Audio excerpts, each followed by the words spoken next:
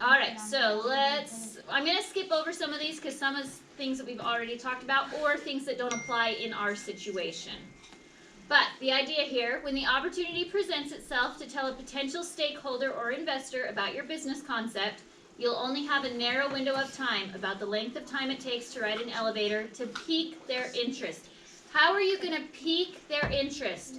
When you guys read books, do you expect the author to pull you in right away? No. Yes. Fairly quickly, right? Otherwise, what happens? You get bored. You get bored, you lose interest in the book, and You just put it away. you just put it away, and okay, I'm going to move on to the next thing. That's how the investors will be. If you don't pull them in right away, especially because it's only 60 seconds, they're not going to, they might be polite and listen to you, but they're not really going to be paying attention to what you're saying. Okay? So make sure that you have a good, what's it called? Elevator pitch. When we grab somebody's attention, A grabber. a grabber or a hook, depending on what your teachers refer to it as, but a grabber or a hook, something that's going to pull them in right away. Okay? We talked about that. All right. Here we go. So these are some essential things to keep in mind as you work to perfect your elevator pitch. Some of them are components that we've already listed. But preparation, doing your research is a must. Understanding your industry, market, and competition is key. Have we already done this step? Yeah. Are they our competition? Like everybody else? In a way, yes. We're all the same Well, we company. don't know But, the other classes. so What you about guys are all the same They're- company, so they are your We competition. don't know what they're doing though. Right? And you don't, and that's okay. Guys, you're doing That's Okay, one thing, hold on. Did you conduct surveys? Garrett. Did you conduct surveys that would let you know if your idea would be marketable? Yes. If people would be interested in your idea? Yes. Yes, you've done that step, okay? Now, when they mention competition, it's more like if you were doing a RC car, do you understand how many RC cars are already on the market and what's going to make yours stand out and be different? In this case, yours is a build it yourself, right? It has a claw. Okay, it has a clause. So And a can. that's what it's meaning when it says your competition. Something, you've got to have some aspect that is unique to yours that others don't have. Okay? All right, and then know your audience. Who is your audience going to be?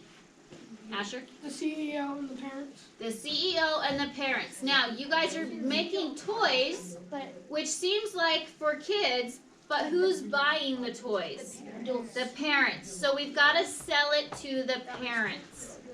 Okay? Make your pitch concise and exciting. What does concise mean? McKinley? like exact.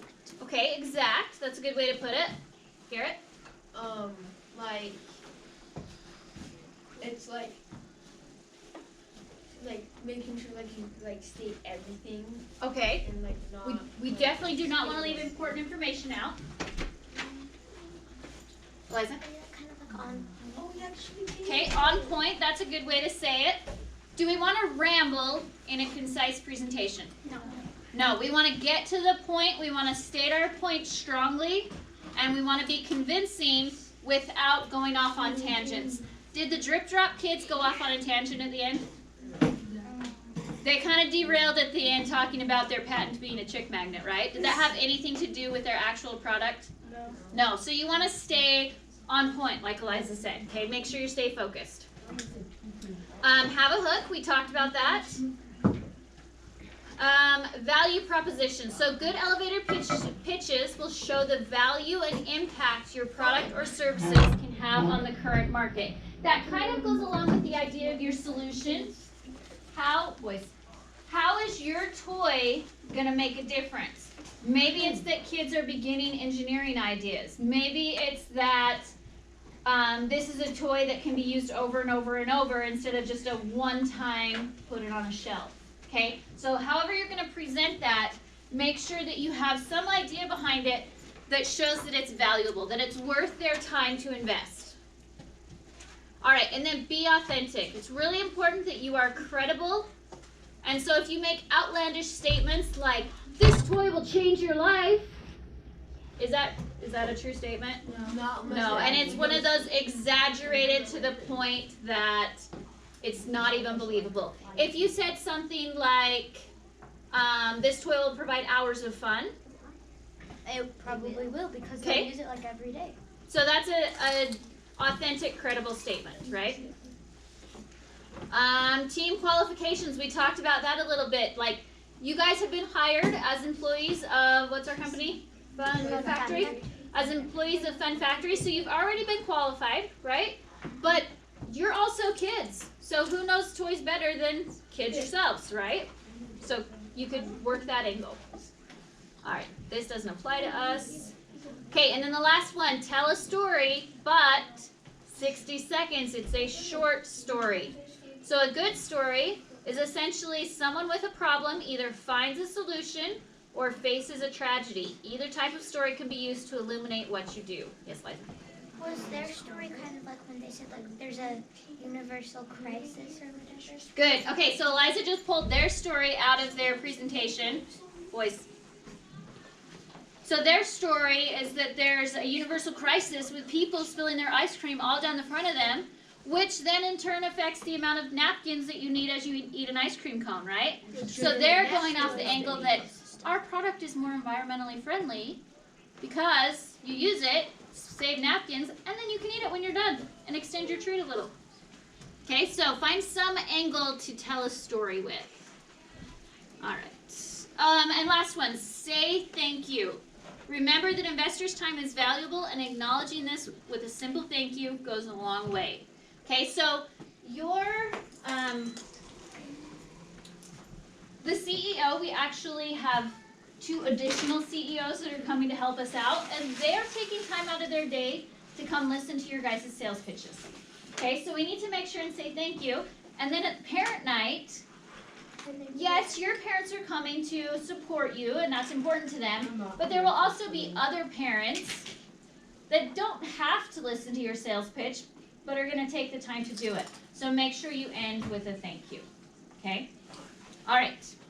Any thoughts or questions on any of that, Phoenix? Do we have to say thank you to our own parents? Yes. Yes. Because there will be other parents too. My parents won't be there.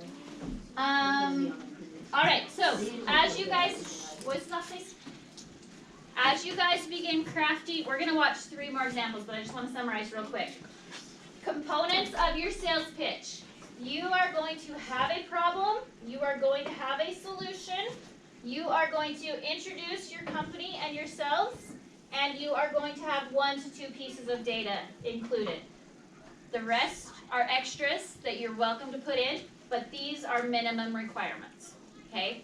And even if it's not listed up here, but you think it will strengthen your sales pitch, you can put it in, okay? All right, we're going to watch 3 other real quick. They're 60 seconds. Just to give you, the more examples you see, the better you get with phrasing because you've seen different examples. Okay, so we're going to watch these real fast. Lollipops. These guys.